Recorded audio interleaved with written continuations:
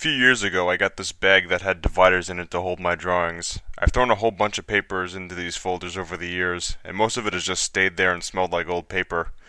I like going back to look at them, but I've never actually shared them with anyone unless they were nosy enough to look without my permission. I spent a lot of time in high school redrawing old pictures from ancient sketchpads, a bunch of random scenes as if they were from a video game. Those sketchpads had a lot of stuff I didn't share much. A lot of it was comedic graphic violence, graphic for a 7-year-old anyway. I had a sick sense of humor growing up. My whole family did, really. For whatever reason, I drew a lot of those pictures with Cool Spot in them, the red dot mascot for 7 Up. I have no idea why I drew him so much, maybe because he was easy to draw. At one point I gave him an extended family. I think he had like a second cousin, which was a fire ant, and some centipede older brother. Maybe they were just all older brothers or younger brothers, I forgot. Either way, I do remember the youngest baby Cool Spot brother using throwing knives as a weapon. Enemies get stabbed and disappear in a poof of smoke. I had a bunch of sketches for a Hey Arnold game where they fought a bunch of trash can monsters. I have no damn idea where those pictures went though. They were made in 3rd grade and for whatever reason they just disappeared. My biggest regret to this day is not knowing where those drawings went. I went through different mediums with my art the same way an infant throws up different shit it decides to shove in its mouth. Every now and then I draw on notebook paper, not margin doodles. I was never someone to do margin doodles. And for that matter, I never drew those stupid fucking S's that everyone else draws. But yeah, there wasn't a reason really. No lack of white paper to draw it on, just whatever was closest, I guess. I'd also draw in pen, black ink. I wound up having a full 2-pack of black pens on reserve. Turns out I never wound up using them.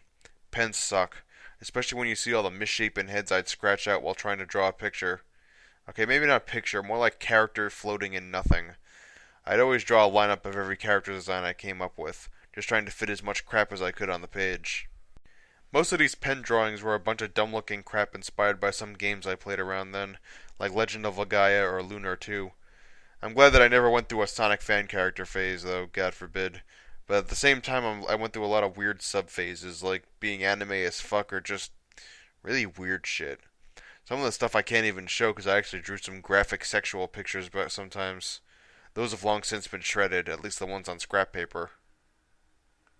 Ah, geez, speaking of weird paper, I also used to have this massive drawing pad. One of the pages that survived is folded up in here, also in blue ink, with such classics as The Masked Man-Ace, Fire Eyes, Evil Vinny, and Stego Ninja.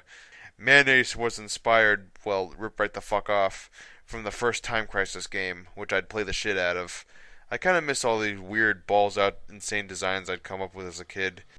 Back in elementary school, speaking of old-ass pictures, I would always draw video game stuff on anything I had. There was one assignment where we had to draw what was on ourselves, and I just drew monsters from Vector Man. Another one asked what I looked like, and I drew me fighting the second boss fight from Blaster Master. Sadly, those pages are lost to the sand of time, but for the record, the boss was a giant crab. I could never kill that bastard as a kid, and I realize the damn game is too long to bother playing it now. That old school art was a combination of whatever I found cool, like those gradual transformations on the Animorphs book covers, or bathroom humor, like a burp that fires a huge laser, or the 1,000,000 hit middle finger attack. A lot of times I'd draw a level in a video game I had a hard time with, and then draw something that got rid of whatever challenge I was dealing with, like giant springs or a huge gun. I've been putting this one off for a while, and I can't believe I'm actually going to share it. As you can guess by now, I've thrown all sorts of weird characters into stories, one of which was Jammer Goddamn Lammy. Drawing it as if it was a comic that I'd sell, showing prices for each issue on the back cover, inspired by all those Sonic comics I read as a kid.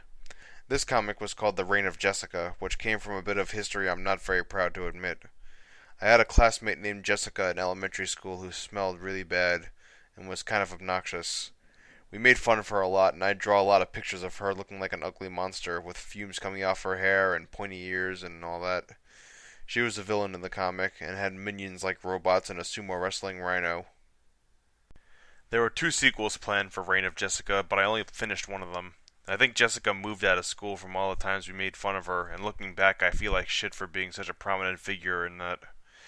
During recess one time she came up to me and said she didn't mind all the comics I drew, and I just nodded and kept drawing.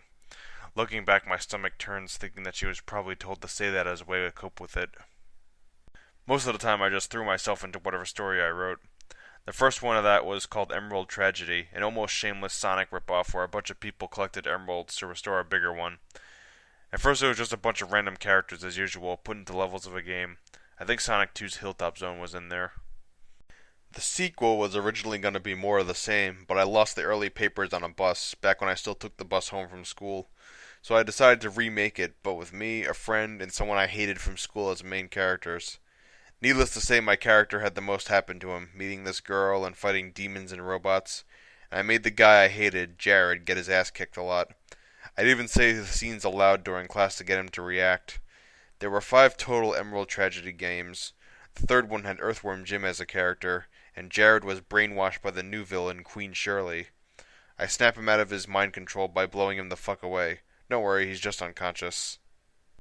The fourth Emerald Tragedy was a blatant ripoff of Legend of Zelda Majora's Mask, with masks in a field, but I don't think there was a moon. No, I saved the moon for Emerald Tragedy 5, where the villain summons a meteor to crash within 72 hours. So, a combination of Final Fantasy VII and Majora's Mask. The villain for the fifth one, Artemis, went through 3 ideas. The first one was this big burly shadow dude, kinda like Ganondorf. The second one was a scrawny and looked like Frieza from Dragon Ball Z.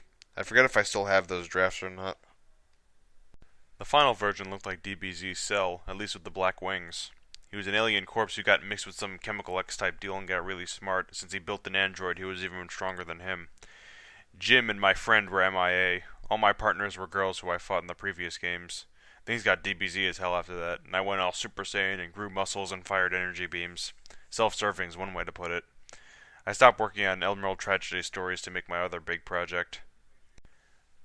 During 5th grade camp, I decided to draw this game called Backyard Adventure, inspired by the days when me and my bro walked around our backyard when we first moved to Missouri. In the game, I take a lap around the lake, fighting monsters as we were wont to do as kids, and I came back to find an evil monster that looked suspiciously like Ganondorf again, and fought to the death. Then I went to another dimension and fought this thing that had way too many pecs. I met this weird naked fairy who eventually grew fur when she returned for the second game. Backyard Adventure 2 is my biggest game. The folder it's in has so much bulk it's a little insane. The majority of it is my story, of course, fighting new villains, even though my backyard doesn't show up until the very end, albeit with a giant fortress from space in the middle of the lake. I even have me asking, oh no, zombies, but why has my backyard changed so much? One of the villains was a blatant Chaos ripoff from Sonic Adventure, and the other one, Zorka, doesn't get named until the end where he takes his shirt off. The Chaos knockoff, Wartro, winds up being the main villain, and flings me into the future after 3 other characters have their own quests. So yeah, it's even more like Sonic Adventure. It'd be nice actually redrawing some of these ideas when I get the chance, when I don't have things I have to do that get in my way, like making an 8-minute video about what I want to do. Oh snap!